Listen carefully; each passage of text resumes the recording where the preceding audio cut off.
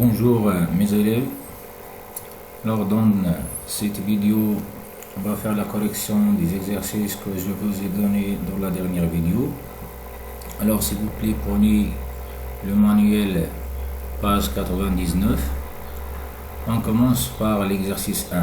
L'exercice 1, comme vous voyez ici sur le manuel, donc complétez les phrases suivantes en utilisant les mots suivants: de contact, vitesse, déformé, mouvement, l'action, à, distance. Alors la première phrase dit: une force peut mettre en un objet ou modifier sa trajectoire haut. Donc une force peut mettre en mouvement, donc le mot convenable est le mouvement. Une force peut mettre en mouvement un objet ou modifie sa vitesse ou sa trajectoire pour le déformer. La deuxième phrase: une action mécanique est dite s'il y a contact. Donc le mot convenable c'est de contact. Donc une action mécanique est dite de contact s'il y a entre le corps qui exerce l'action et celui qui reçoit, sinon on dit qu'il est à distance. Donc voilà la correction de l'exercice 1.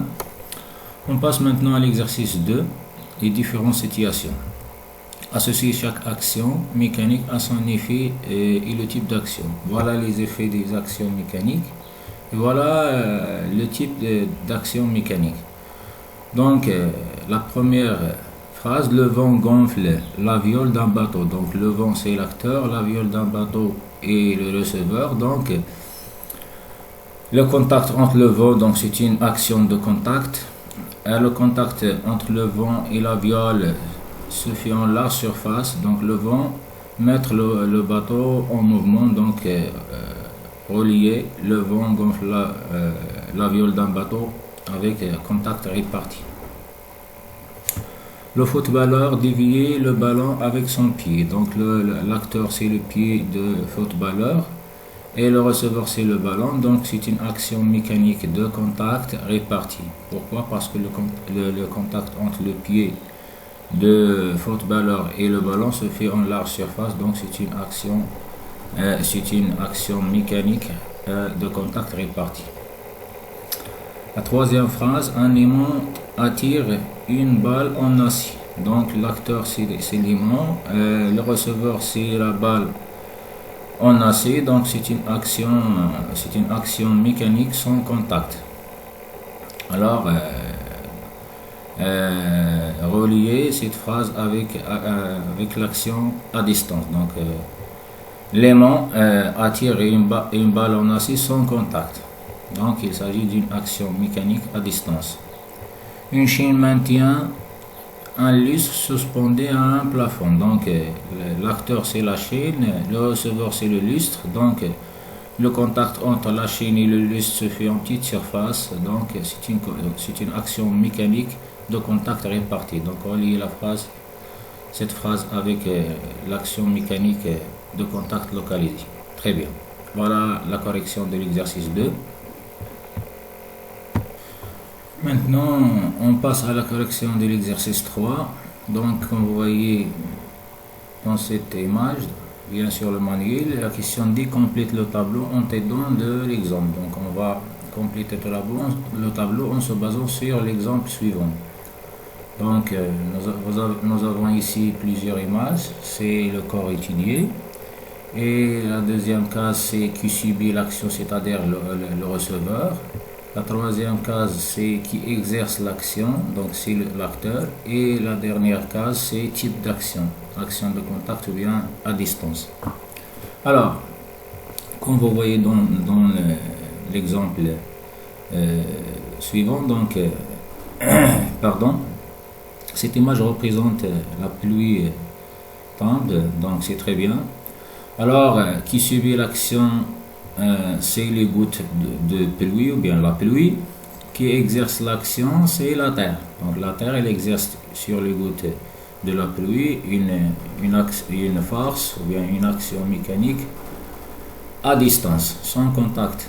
Donc c'est pour cela la pluie tombe sur la terre. Donc le type d'action que vous voyez ici, à distance. Cette image représente une éolienne donc une éolienne. Alors l'éolienne est un dispositif permettant de produire l'électricité via l'énergie électrique. Donc l'éolienne, lorsque le vent souffle, il fait tourner l'éolienne. Donc le receveur c'est l'éolienne comme vous voyez ici, donc qui subit l'action. Alors l'acteur c'est le vent. Pourquoi? Parce que le vent fait tourner l'éolienne. Alors le contact entre le vent et l'éolienne se fait en large surface, donc c'est une action de contact répartie, donc on écrit ici action de contact. Très bien. Cette image représente un parachutiste. Donc parachutiste c'est une personne qui pratique le parachutisme.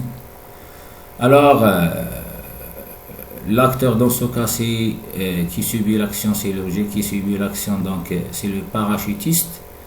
L'acteur c'est la Terre. Pourquoi? Parce que la Terre applique une action mécanique, et bien exerce une action mécanique sur le parachutiste. Pour cela à la fin le parachutiste va descendre sur la Terre. Donc l'acteur c'est la Terre. La Terre exerce une force à distance sur le parachutiste, donc type d'action à distance. Très bien. Cette image représente un archer. Archer est une personne qui pratique un sport appelé tir à l'arc. Donc l'archer est en train de tirer des flèches sur la cible. La cible c'est l'objectif pour lui, donc l'acteur dans ce cas c'est le receveur dans ce cas c'est la cible. Pourquoi? Parce que c'est l'objectif pour l'archer. Donc très bien. Alors l'acteur, comme vous voyez ici, donc l'acteur c'est-à-dire l'objet qui exerce l'action. Donc les flèches touchent la cible, donc le contact entre les flèches et la cible se fait en petite surface, donc c'est une action mécanique de contact. L'acteur c'est la flèche ou bien les flèches, et type d'action mécanique c'est une action mécanique de contact. Très bien. Cette image représente un autre type de sport appelé l'haltérophilie. L'haltérophilie est comme vous voyez ici, donc l'acteur c'est l'haltérophile, donc c'est une personne qui pratique l'haltérophilie. Donc l'haltérophilie est un type de sport, donc c'est le sport des forces. Comme vous voyez dans cette image, une personne, c'est-à-dire l'haltérophilie, porte entre les mains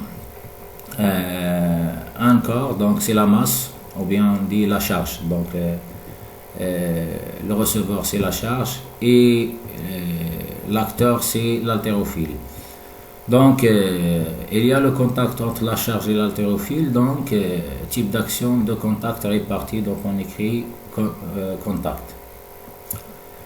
Cette image représente un joueur de tennis, donc il joue avec la raquette, c'est très bien, et la balle de tennis. Donc le receveur c'est la balle de tennis, et l'acteur c'est la raquette. Donc il y a le contact entre la balle et la raquette, donc est une action mécanique de contact. Très bien. Et voilà la correction de l'exercice 3. On passe maintenant à l'exercice 4. La question dit compléter le tableau en cochant la case convolable, c'est-à-dire cocher la bonne réponse. Très bien. Cette image représente une action mécanique. La phrase dit une action du vent sur les viols. Donc le vent exerce une force sur les viols pour mettre le bateau en mouvement. Donc très bien. Donc ici on lit action de contact, ponctuelle ou bien répartie. Ici action à distance est toujours répartie. Donc quelle est la bonne réponse? La bonne réponse c'est une action de contact répartie. Pourquoi? Parce que le contact entre le vent et les viols se fait en large surface. Très bien. Cette image représente une action d'une main sur un brick. Donc l'acteur c'est la main et le receveur c'est la brique. Donc il y a le contact entre la main et la brique. Donc c'est une action de contact répartie. Pourquoi? Parce que il y a le contact entre la main et la brique se fait en large surface. Très bien. Cette image représente une action d'un aimant sur une bille. Donc, dans ce cas, l'acteur c'est l'aimant, le receveur c'est la bille. Donc, il n'y a pas cette action se fait sans contact entre l'aimant et la bille. Donc, c'est une action à distance. L'action à distance est toujours répartie très bien. Cette image représente action de câble d'un treuil sur une quisse. Donc, comme vous voyez ici, il y a le contact entre la quisse et le treuil. Donc, c'est une action de contact ponctuelle. Pourquoi? Parce que le contact entre le treuil et la quisse se fait en petite surface. Donc, c'est une action de contact ponctuelle. Ponctuelle, c'est-à-dire l'action exercée dans un point, c'est-à-dire dans une surface petite. Voilà la correction de l'exercice 4. On passe maintenant à l'exercice 5. Comme vous voyez dans cette image, donc bilan des forces, la question dit faire le bilan des forces exercées sur la balle, le système balle plus fil 1, le fil 2. Donc voilà la balle. La balle dans ce cas il se qualifie de trois types d'actions. L'action ou bien trois types de forces. La force appliquée par le fil 2 sur la balle, c'est une force de contact localisée ou bien ponctuelle. La force de fil 1 sur la balle, c'est une force de contact ponctuelle ou bien localisée, donc c'est très bien. Et se qualifie de la force exercée par la terre sur la balle, appelée le poids de la balle, et nous verrons la notion de la force de poids plus tard. Très bien, donc voilà la balle, la force est qualifiée de trois types d'actions. Action exercée par le fil 1 sur la balle, la force exercée par le fil 2 sur la balle, et la force exercée par la terre sur la balle, c'est le poids de la balle. Très bien. Alors, ensuite, le système fil 1 plus balle. Donc, fil 1 plus balle. Alors, le système fil 1 plus balle est qualifié de trois types d'actions. Trois types de forces, pardon.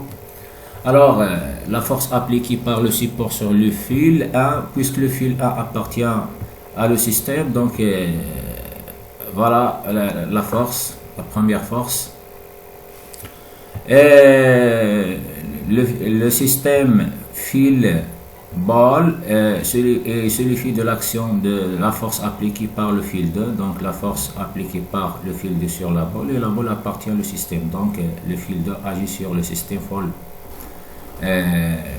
fil 1 plus balle. Très bien. Alors le système fil plus balle est qualifié de l'action de la terre, donc la terre elle exerce une force à distance sur le système fil 1 plus balle, donc appelé le poids du système.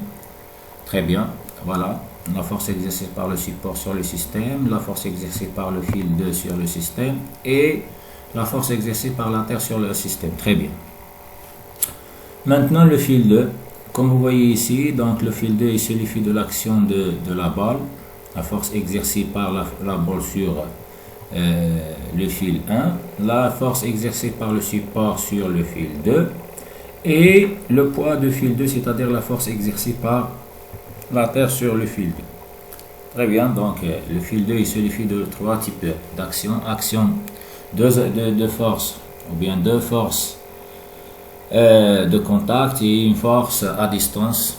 Voilà, la force exercée par le fil, la balle sur le fil 2, et la force exercée par le support sur le fil 2. Les deux forces sont des forces de contact, localisées ou bien ponctuelles. Et la force exercée par la terre sur le fil 2, c'est une force à distance. Très bien. Voilà la correction de l'exercice 5.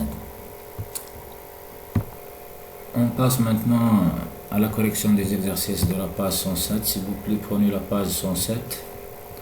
Alors, on commence par l'exercice 1. exercice 1 comme vous voyez ici ou bien sur le manuel. Donc complète le texte.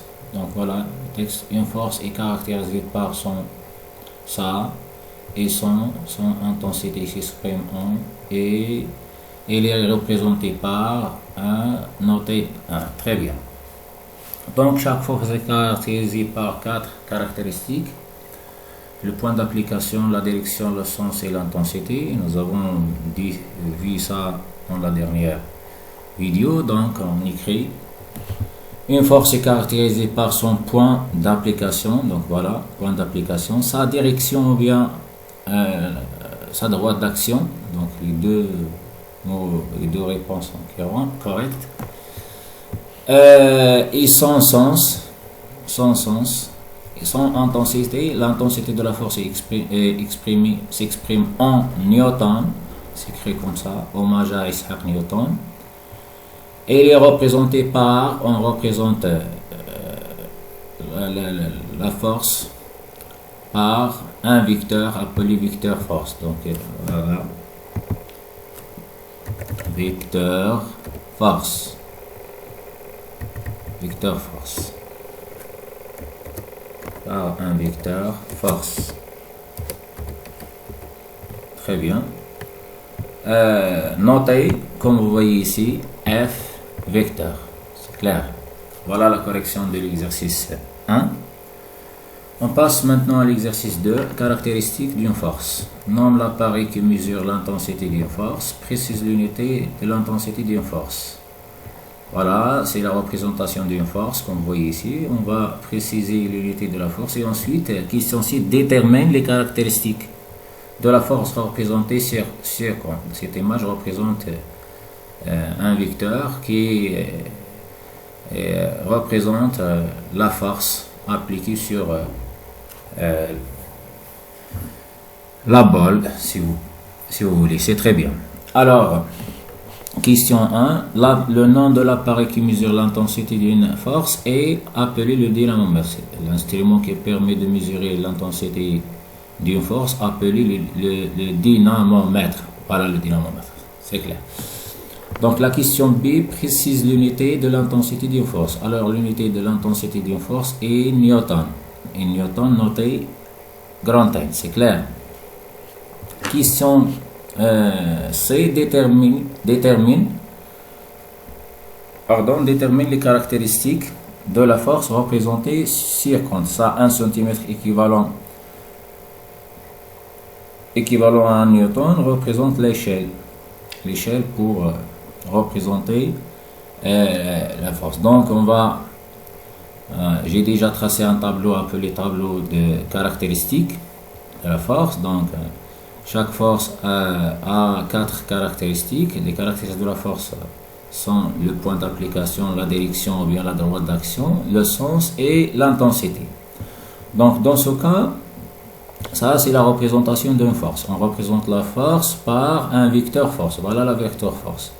Donc le point d'application est toujours, dans ce cas, est confondu avec l'origine de vecteur force. Donc le point d'application c'est l'origine de vecteur force. L'origine de vecteur force c'est ce point. Donc c'est le point de contact vecteur balle, si vous voulez. Donc on va l'appeler le point 1. C'est ici le point 1. Par exemple le point A. Très bien. On écrit ici A. Bien B, bien C, comme vous voulez. Donc, le point A. Voilà le point d'application. Donc, le point d'application toujours est confondu avec l'origine de vecteur force. Donc, voilà, c'est le point A. On écrit ici le point. Donc, le point A. Très bien. La direction, c'est la direction de la force. La direction ou bien la droite d'action de la force, c'est le support de vecteur force. Donc c'est le support de vecteur force. C'est clair, le support de vecteur force, c'est cette droite. On va tracer cette droite à l'aide de la règle. Voilà, voilà le support de vecteur force. Donc voilà le support de vecteur force. Et c'est le support de vecteur force. On trace le support, voilà le support. C'est cette droite. Très bien. Alors c'est le support, cette droite et le support de vecteur force. Donc la direction d'une force est toujours la droite en passant par le point d'application. Donc bien la droite d'action. Donc toujours passe par le point d'application. C'est cette droite. C'est on écrit ici le support de vecteur force. Le support de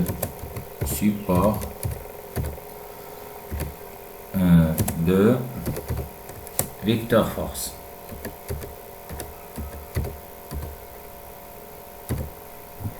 Le support de vecteur force.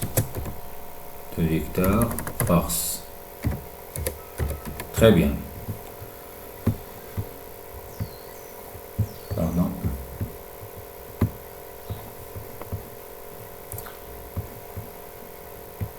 Le sens de la force et le sens de vecteur force. Comme vous voyez ici, le sens de vecteur force c'est de la droite, de la gauche vers la droite, de la gauche vers la droite, ou bien on dit de point d'application vers la droite. Le point d'application dans ce cas c'est le point 1, donc on écrit de A vers la droite. Écrivez s'il vous plaît ici de A. Toujours pour déterminer le sens, on utilise l'expression de point d'application, en général de point d'application vers la droite, vers la gauche, vers la droite. La droite. Voilà le sens. Voilà le sens, c'est vers la droite. Alors l'intensité. L'intensité, on va déterminer maintenant l'intensité. Comme vous voyez ici, voilà l'échelle. Donc toujours la longueur de vecteur force est proportionnelle à l'intensité de force. Donc l'intensité de force et la longueur de vecteur force sont proportionnelles. Donc voilà l'échelle. Nous avons ici 1 cm équivalent à 1 newton. Donc on va mesurer la longueur de vecteur force, puis on applique la règle de 3 et on déduit l'intensité de la force. Très bien. Donc voilà la règle. Donc voilà. Alors comme vous voyez ici c'est 2 cm. Alors la longueur de 2 cm, 1,2, donc 2 cm. Pour simplifier, on prend 2 cm. La longueur de vecteur force dans ce cas est 2 cm, comme vous voyez ici. Donc 1 cm équivalent à 1 newton. Donc dans 2 cm équivalent à x. On écrit x cm équivalent, 2 cm équivalent à x newton. Donc x est égal à 2 fois 1 sur 1. Donc l'intensité 2 fois 1 c'est 2. Divisé par 1 ça va donner 2. Donc l'intensité de la force est 2 newtons. On écrit ici 2. L'unité toujours, mettez les unités entre parenthèses. Voilà. Et voilà les caractéristiques de la force représentée par cette image. C'est très bien. On passe maintenant à l'exercice 3. Donc, observe la photo. Puis répondez à les questions suivantes. Donc, quel est le nom, la question 1 dit quel est le nom de l'appareil de mesure, c'est-à-dire quel est le nom de cet appareil, c'est très bien. En quelle unité est-il gradué? Donc, quel est et en quelle unité gradué, c'est-à-dire cet appareil, voilà. Quelle est la valeur de la force, c'est-à-dire quelle est l'intensité de la force. C'est bien. Donc cette image représente un instrument permettant de mesurer l'intensité de la force. Donc vous voyez ici, voilà, appelé le dynamomètre. Donc le nom de l'appareil de mesure appelé est le dynamomètre. Donc ça, voilà le dynamomètre. Voilà. Le dynamomètre dans ce cas est circulaire, on va appeler le dynamomètre à cadran. Regardez bien, ça c'est l'échelle de lecture. Ça c'est l'aiguille de dynamomètre. Ça c'est le fil de dynamomètre. Comme vous voyez ici, cette image représente une pompe suspendue à un fil de dynamomètre. C'est clair. Le dynamomètre, comme vous voyez ici, la lettre N, grand N, c'est l'unité de mesure de l'unité internationale de l'intensité de la force. Donc la force est une grandeur physique. C'est clair, est une grandeur physique mesurée à l'aide d'un appareil appelé le dynamomètre. Le dynamomètre est gradué en newton. Donc, question B, elle est graduée en newton, noté grand N. C'est clair. Quelle est l'intensité, quelle est la valeur de la force, c'est-à-dire quelle est l'intensité de la force. Comme vous voyez dans cette image, l'aiguille de dynamomètre est dirigée vers la valeur 2, donc l'intensité de cette force est de 2 newtons. C'est la force appliquée par la pompe sur le dynamomètre, c'est clair. Donc, voilà la correction. C'est clair. Donc, on passe maintenant à l'exercice 4. Donc, représenter une force. Donc, on enfonce un clou dans une planche à l'aide d'un marteau. Voilà le marteau, voilà le clou, voilà la planche. Donc, le clou exerce une force sur le marteau exerce une force sur le clou et le clou exerce une force sur la planche. Donc, dans cet exercice, on va représenter la force exercée par le marteau sur le clou, sachant qu'il y a pour une valeur, c'est-à-dire l'intensité de la force appliquée par le marteau sur le clou est 50 newtons. Voilà l'échelle proposée. Donc, longueur de segment représente 25 newtons. Question B représente la force exercée par le clou sur la planche. Voilà le clou, voilà la planche. Donc le clou exerce une force sur la planche. Alors pour représenter une force, on utilise un vecteur force. Donc tout d'abord, il faut déterminer les caractéristiques de la force appliquée par le marteau sur le clou. Donc le marteau exerce une force verticale dans ce sens sur le clou pour enfoncer le clou dans la planche. Donc c'est une force verticale. Alors comme chaque force a 4 caractéristiques, le point d'application, la droite d'action via la direction, le sens et l'intensité. Donc nous avons ici l'intensité, donc on va déterminer les 3 autres caractéristiques de la force appliquée par le marteau sur le clou. Donc la force appliquée par le marteau sur le clou est une force de contact répartie, parce que le contact entre le marteau et le clou se fait en surface considérable, donc c'est une force de contact répartie. Donc le point de contact est le centre géométrique de la surface de contact. On représente le point d'application par un point, appelé par exemple le point A ou bien le point B voulu. C'est ce point. Voilà le point d'application de la force appliquée par le marteau sur le clou. Donc on écrit ici le point A, c'est le point d'application. Voilà le point A, point d'application. La droite d'action ou bien la direction de la force appliquée par le marteau sur le clou, donc est une droite. Une droite dans ce cas verticale passe par le point A. Donc voilà. Donc utiliser la règle pour représenter, pour tracer la droite d'action. Donc c'est une droite verticale. Donc voilà. Voilà, c'est cette droite.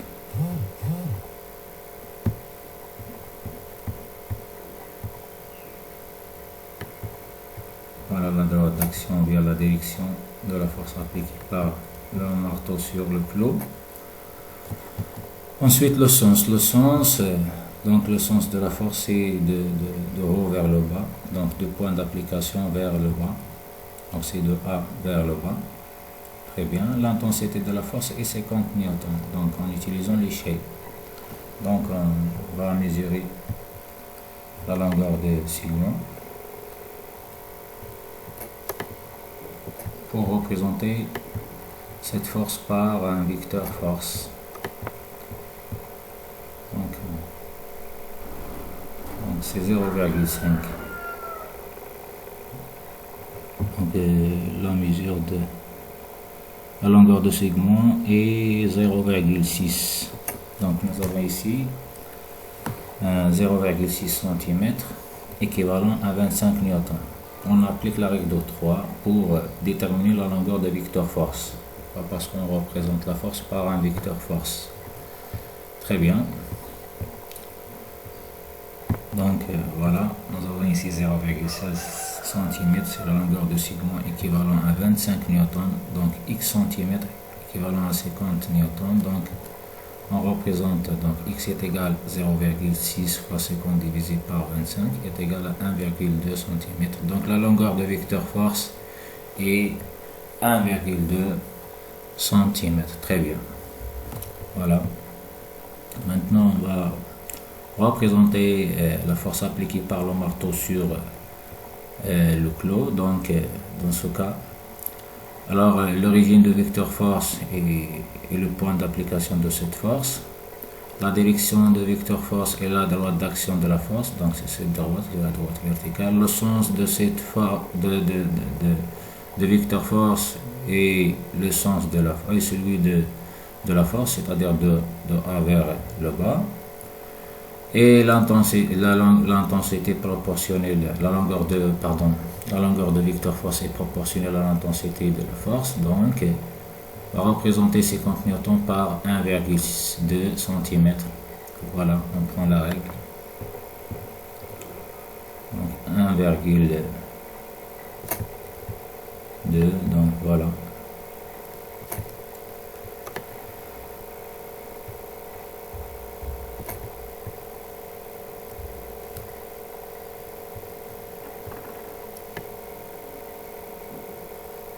Très bien. Donc vous voyez ici, voilà, vous pouvez représenter le vecteur force. Donc vecteur force, l'origine de vecteur force et le point d'application. Voilà le point d'application. Le support ou bien la direction de vecteur force et la droite d'action, c'est cette droite. Et le sens et celui de la force est de A vers le bas, parce que le marteau exerce une force verticale dirigée vers le bas, et l'intensité donc c'est la longueur. Donc voilà 1,2,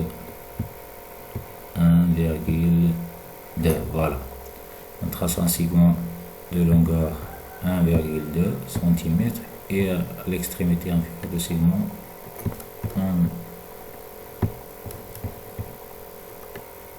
on met une flèche qui indique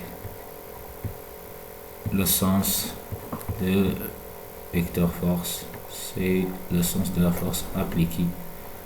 Et voilà, voilà la force appliquée, voilà le vecteur force qui représente la force appliquée par le clou sur la planche. Donc on écrit ici F, donc grand F, pardon, avec le rouge, F, la force. Je vais mettre ici sous forme d'indice C sur M sur C, c'est-à-dire marteau sur clou. La force appliquée par le marteau sur le clou. Donc voilà.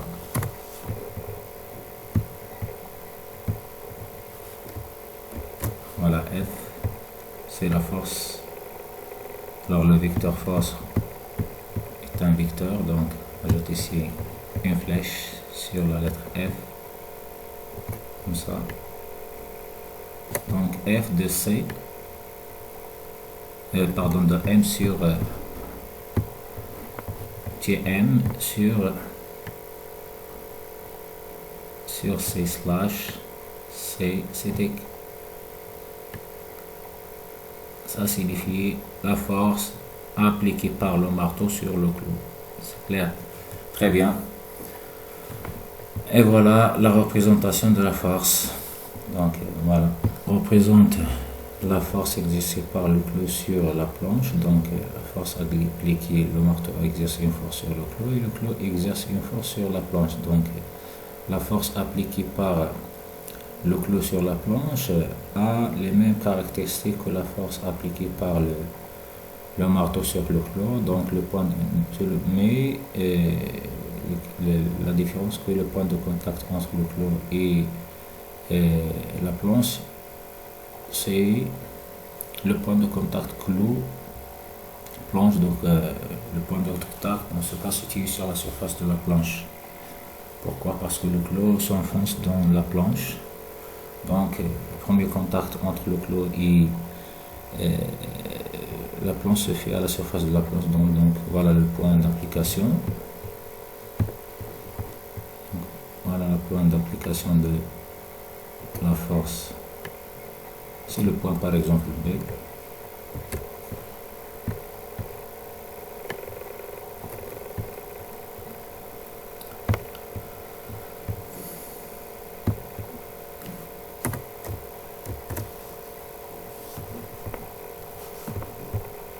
Voilà, c'est le point B. Donc la droite d'action est une droite verticale passant par le B, donc c'est cette droite. Le sens de la force appliquée par le clou sur la planche, c'est de haut vers le bas, c'est-à-dire de point B vers le bas. L'intensité, la force a même intensité que la force appliquée par le marteau sur le clou, c'est clair. Donc on considère que les deux forces ont même intensité, c'est ça. Donc on représente la force appliquée par le clou sur la planche par un vecteur force. Donc la longueur de vecteur force est 1,2 cm. Donc c'est bien. Donc voilà. On va représenter la force appliquée par le clou sur un vecteur de longueur 1,2. Donc voilà 1, voilà 2, donc voilà. Pardon.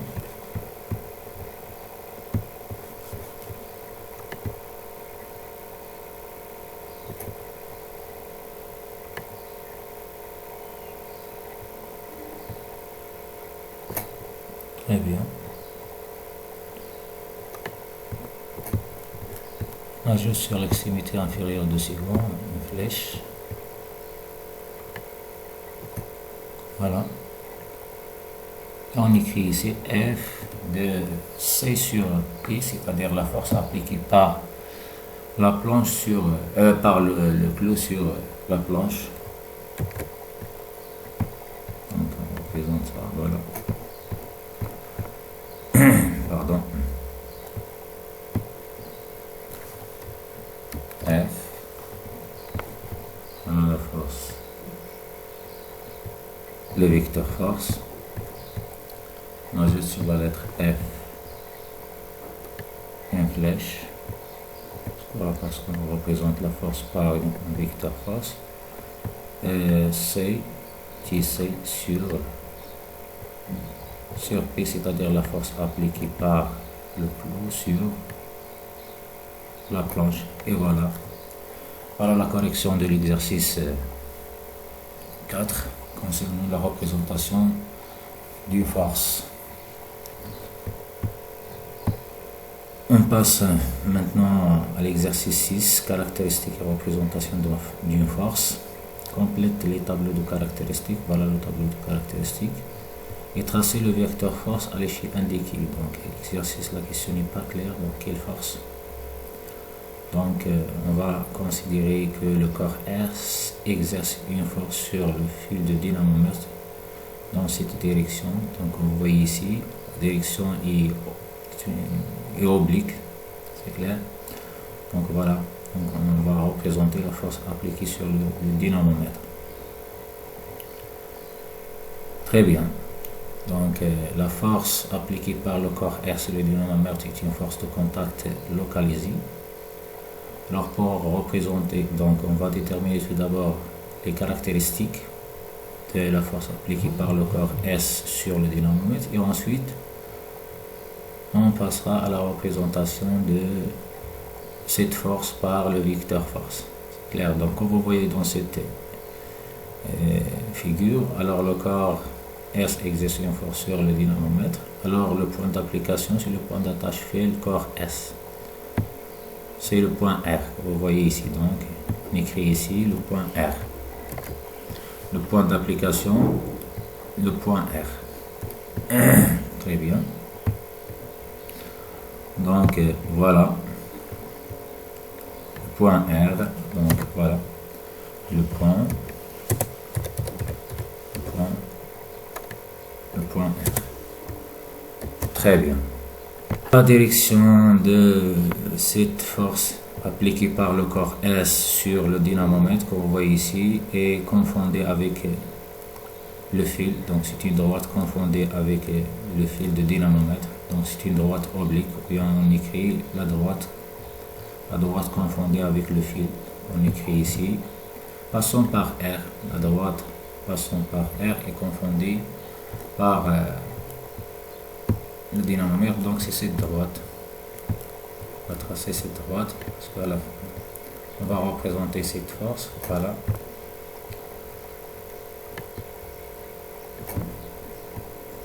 Donc voilà, c'est voilà la direction de la force appliquée par le corps S, donc cette droite, c'est une droite oblique comme vous voyez ici, donc on écrit la droite confondue avec le fil. La droite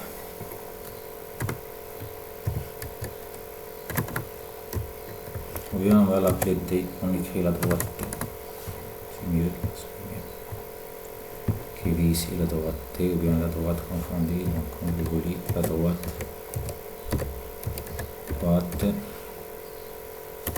confondue,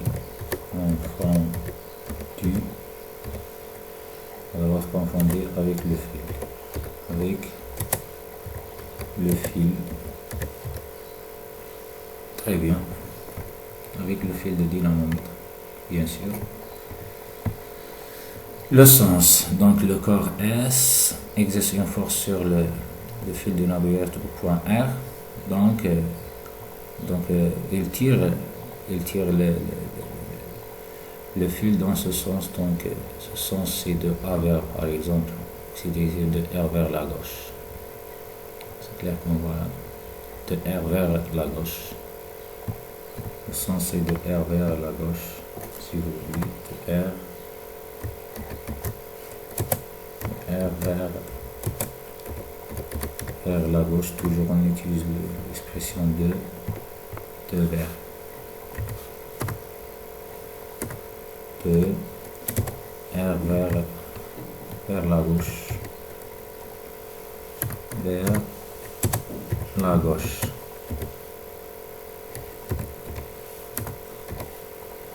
Très bien. L'intensité, regardez bien l'intensité, l'aiguille de dynamomètre indique la valeur 2, mais regardez, multiplié par 0,5 newton, c'est-à-dire toutes les valeurs multipliées par 0,5 newton. Donc ici, nous avons ici 2 multiplié par 0,5, ça va me donner combien? 1 newton. Donc l'intensité de la force est 1 newton. Donc on écrit ici 1 newton. Le dynamomètre, c'est un instrument permettant de mesurer l'intensité de la force, donc 1 newton. Voilà. Maintenant, on passe à la représentation de vecteur force. En utilisant les fils, 1 cm équivalent à 1 newton. Donc la longueur de vecteur force est 1 newton. Donc le vecteur force, les caractéristiques de vecteur force, l'origine de vecteur force et le point d'application, c'est le point R. Voilà, le point R, c'est le point d'attache fil corps S. Voilà. Voilà le point d'application, c'est le point R, c'est le point d'attache fil corps S. La direction de de vecteur force et la droite d'action de la force, c'est cette droite. Le sens est le sens de vecteur force et celui de la force, c'est-à-dire vers la gauche, ou bien vers le bas. Vers le bas parce que c'est une droite, ici c'est une droite oblique, inclinée par rapport à un plan horizontal, donc voilà. L'intensité 1 cm, donc 1 cm équivalent à 1 newton, donc la longueur de vecteur force est 1 newton. Donc voilà. Voilà la longueur de vecteur force. On trace un segment fléché. C'est le vecteur force. Voilà. Dans cet exercice, on a considéré que le corps S exerce une force sur le fil de dynamomètre, sur le dynamomètre. Donc voilà, F, donc on écrit ici, le nom de vecteur force c'est F,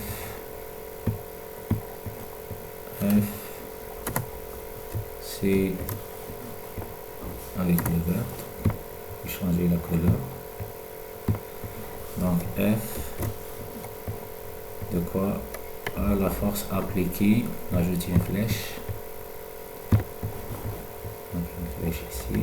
Voilà le vecteur force. Le vecteur force de la force appliquée par le corps S sur le fil de dynamomètre. Donc on écrit ici S, F indice S sur D, c'est-à-dire sur le dynamomètre, ou bien sûr F. Vous voyez ici, donc on écrit ici un petit C, un petit S, sous forme d'indice S par exemple D, c'est-à-dire sur le dynamomètre ou bien le fil du dynamomètre. Très bien, entre parenthèses, c'est toujours on met les indices entre parenthèses. Très bien, voilà la correction de l'exercice 6. On passe maintenant à l'exercice 8. Représenter la résultante de deux forces. Donc, deux forces F1 et F2 d'intensité respective 100, c'est-à-dire l'intensité de F1 est 100 et 150 et l'intensité de F2 est 150. Faisant entre elles un angle de 45 degrés. Donc, l'angle entre les deux forces est 45 degrés, sont appliquées en même point, c'est-à-dire la force F1 et la force de F2 appliquées en même point. C'est le point que vous voyez ici. Donc j'ai déjà tracé l'angle de 45 degrés pour gagner un petit peu de temps. Donc construire tout d'abord la question 1, construire F1 plus F2, c'est-à-dire la force F1 et F2. Et ensuite on va représenter, donc question 2, représenter la résultante R est égale à F1 plus F2 en utilisant l'échelle 1 cm équivalent à 150. Donc l'intensité F1 de la force F1 est 100 Newton, l'intensité de F2 est 150, c'est clair. L'angle entre les supports ou bien les supports des deux forces est 45 degrés, ou bien entre les forces. Donc j'ai déjà tracé ici, comme vous voyez ici, un angle de 45 degrés. Donc le sommet de l'angle est le point O. Donc les deux forces sont appliquées en point O, c'est-à-dire en même point. Donc tout d'abord, pour construire la force F1 et F2, alors on utilise l'échelle. Donc regardez ici, nous avons ici pour F1 100 Newton, donc 1 cm équivalent à 150 Newton, donc on divise 100 Newton sur 50, donc la longueur de vecteur force F1 est 2 cm, c'est clair, donc on utilise la règle de 3, x cm équivalent à 100 Newton, donc x est égal à 100 fois 1 divisé par 100, donc 100 divisé par 100, ça va me donner 2 cm, donc je vais représenter un segment de 2 cm, un segment, et ensuite on ajoute la flèche sur l'extrémité de ces segments. Voilà 2 cm. Donc voilà, je vais représenter F1 par avec une couleur rouge, voilà, très bien. Alors voilà le vecteur force F1. Maintenant on passe à la représentation de vecteur force F2. Donc F2, l'intensité de la force F2 est 150 newtons. Donc on divise 150 sur 50. Alors 150 sur 50, ça va me donner 3 cm. Donc la longueur de vecteur F2 est 3 cm. C'est clair. Donc pourquoi? Parce que 150 sur 50, ça va me donner 3. Donc c'est très bien. Donc je vais représenter maintenant la force, bien le vecteur force F2. Donc voilà. Je vais la représenter en vert. Voilà, 1 cm, 2 cm. Et voilà. Donc on ajoute ici sur une flèche. Donc voilà.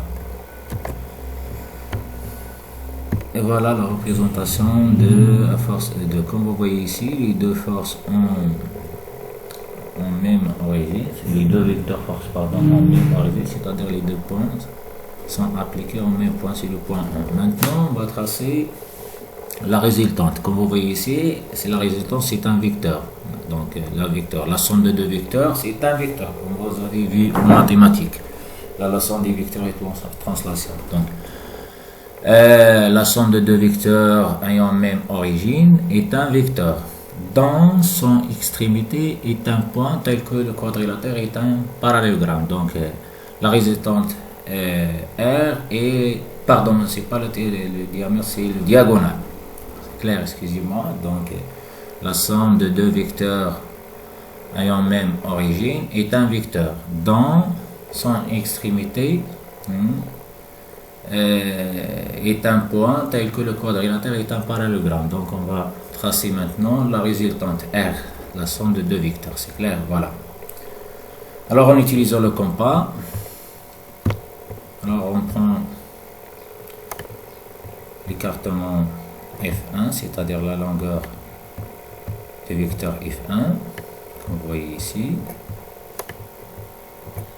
Voilà.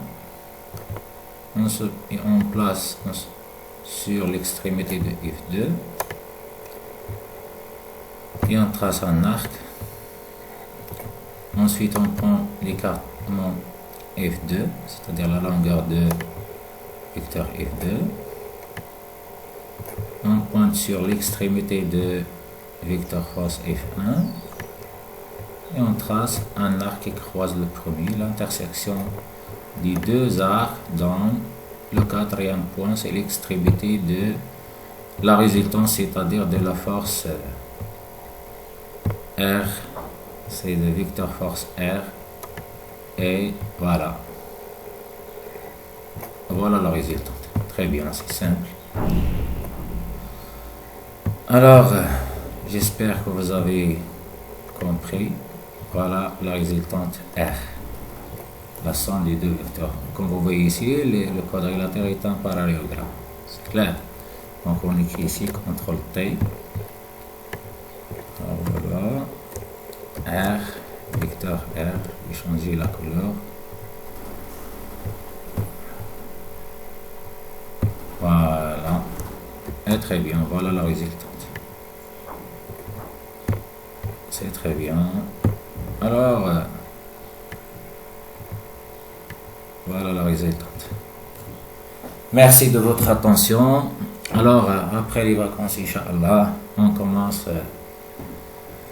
la leçon de poids et la masse. Donc, merci. À la prochaine vidéo, Inch'Allah.